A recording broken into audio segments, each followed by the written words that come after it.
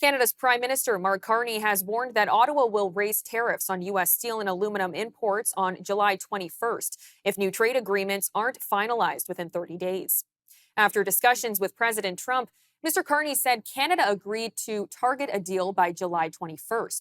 If progress stalls, Ottawa will adjust counter tariffs currently at 25% upward to match U.S. steel and aluminum hikes. Canada, which sends over 90% of its steel and aluminum exports to the U.S., also plans to introduce new procurement rules favoring tariff-free partners, plus quotas to stabilize the domestic market.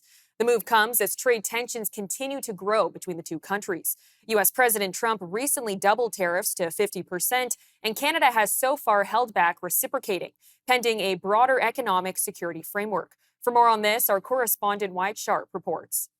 Yeah, Theresa, Prime Minister Mark Carney is threatening to increase tariffs on the United States if President Donald Trump does not return to the negotiating table and reach a deal on trade by July the 21st. That was the date that the two of them had agreed, 30 days from June 21st, of course. And that was the day at the G7 in Kananaskis, Alberta, where the two had said they would reach an agreement on trade after, of course, going back and forth ever since Donald Trump first came to office here in his second term in January, on January the 20th, where even from that very moment when he was sworn in at 12 p.m. on that very day, he made it his mission to impose tariffs not just on Canada, but on Mexico as well. Even on the United Kingdom, you saw at the G7, Keir Starmer and Donald Trump reaching a trade agreement, of course, between the two of them.